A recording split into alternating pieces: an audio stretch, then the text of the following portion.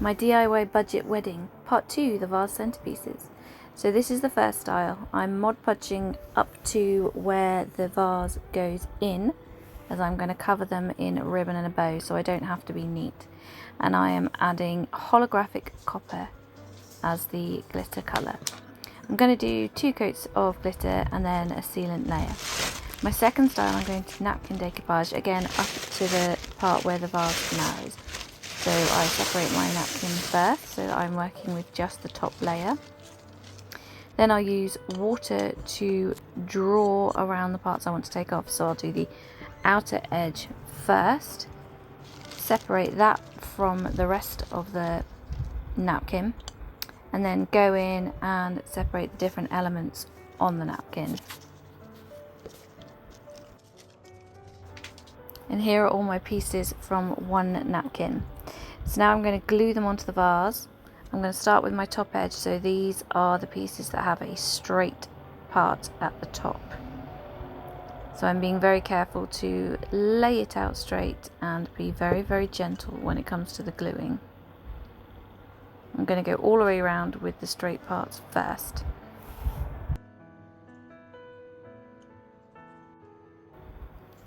So now my top edge is done. The next part is to fill in all of the pattern around the vase. Once you've done that, the next job is to take some of the plain background and just fill in any gaps that you can see.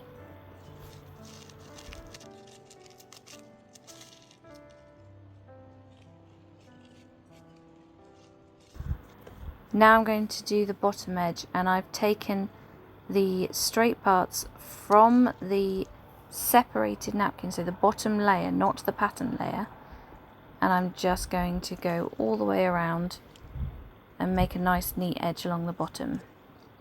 I will add a second coat of glue as a sealant layer once this layer has dried. Now it's time to glue on the ribbon around the neck of the vase. I cut my ribbon to the length I needed to wrap around the vase, and the next bit I'm going to do is remove the wires, as this is wired ribbon, to help it sort of soften where it sits against the vase, but the wire will be repurposed on the bows, so don't lose the wire.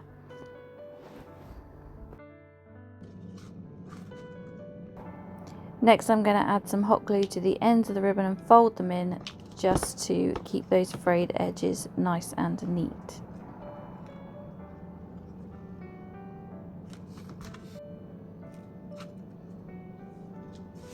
I'm then going to attach it to the vase.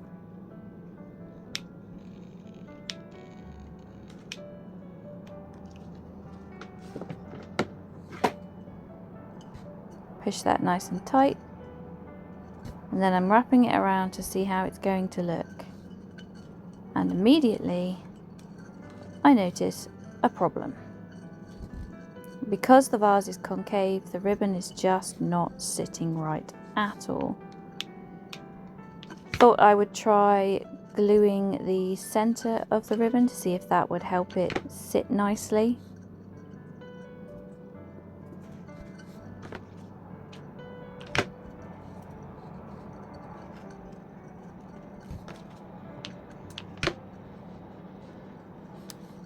But I don't like the line that was then created around the center of the ribbon.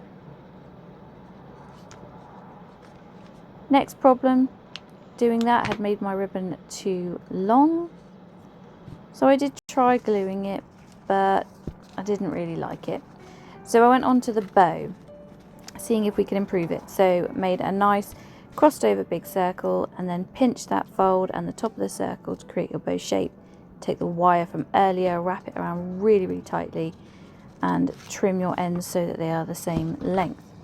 Next thing I did was to take a small section of that ribbon, fold the two ends in so they meet in the center of the back, and glue them.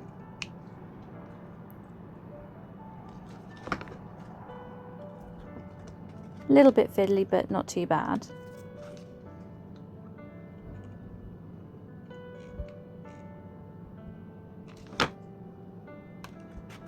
And then you take this section and you fold it over the join of the bow, making sure that the flat bit is at the front and where you're gluing the ends is at the back.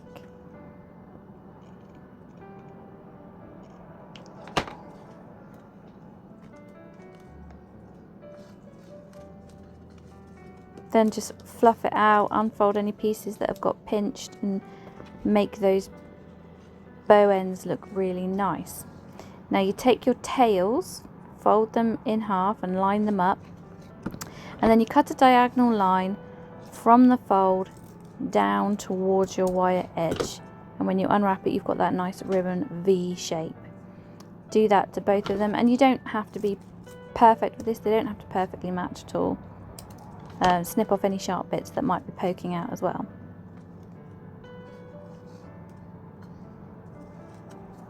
And there's the bow. So without thinking, I decided to glue it straight onto the vase. Yeah, it didn't work.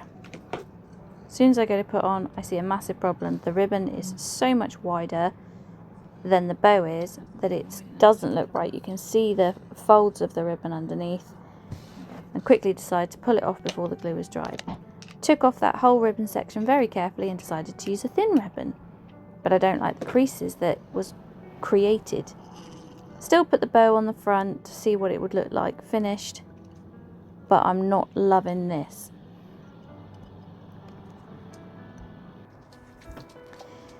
So then I thought I'd make the second bow and maybe try and make it bigger. So wrap it around your fingers twice, then your finger and your thumb twice. Here I'm deciding if I want it to wrap it 2 times or 3 times.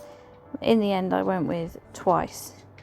So once you've got 2 folds, you then run the ribbon down the middle, but where the join of your thumb and finger is.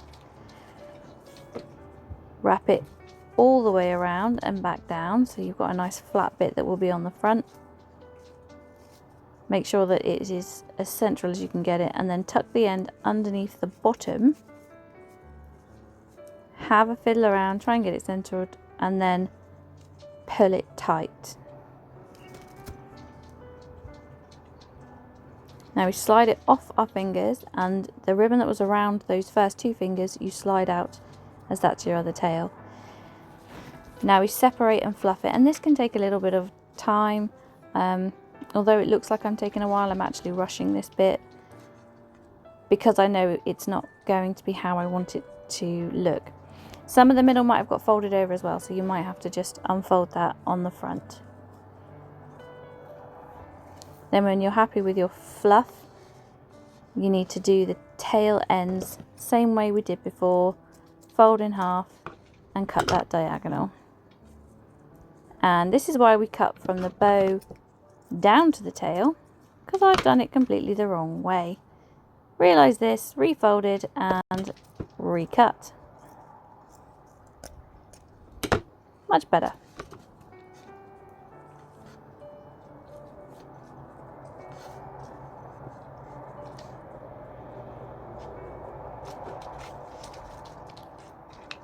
So I'm just going to go ahead and glue that onto the second vase. My glue gun's getting a little bit messy now.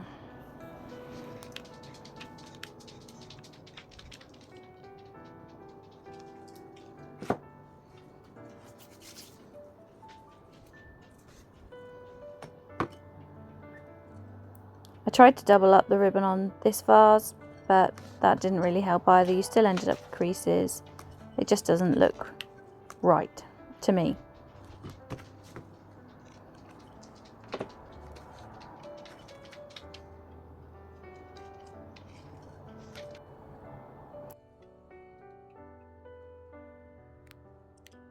So I've decided that because they're fake and we can see all the green here, I don't actually like it half done. So the next ones I'm going to do all the way up to the top. Still keep the bow in the middle, but I'm not gonna have this clear bit. But it does look good lit up.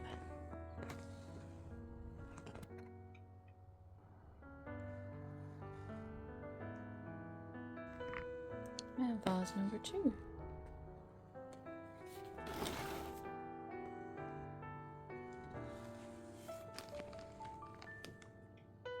mean, it's obviously not going to be this dark in the haul, but just to show.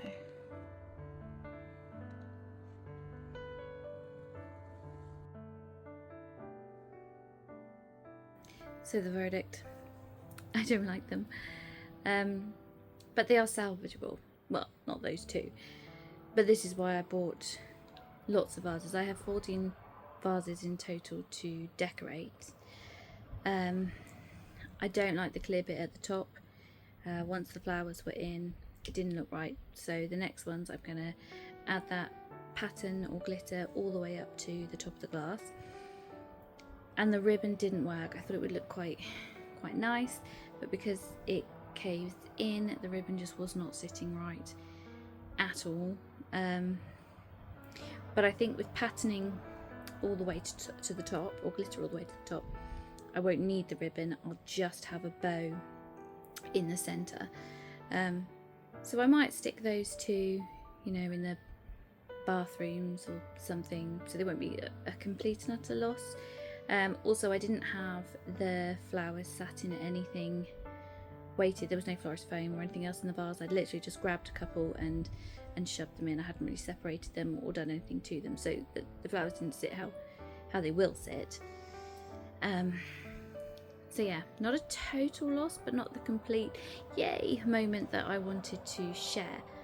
So I have uploaded, or will upload, this video with those vases, but when I upload the next one with the next job that I'm doing, I will also show the newer versions of the vases, which will look a lot better. I really did like the maple leaf patterning. I think that came out really well, and I did like the glitter. I don't think it comes out quite as well on camera as it does to the naked eye. It's really sparkly, and because I went for holographic, you've not just got those copper tones, you've got some golden tones and other tones that play around in there and make it a nice autumny feel. So, bit bummed out, but I know the next ones are going to be perfect, and this is why we practice, and this is why I only did one of each kind now, to find out how they come out and work out any niggles that we might have had. So join me for part 3.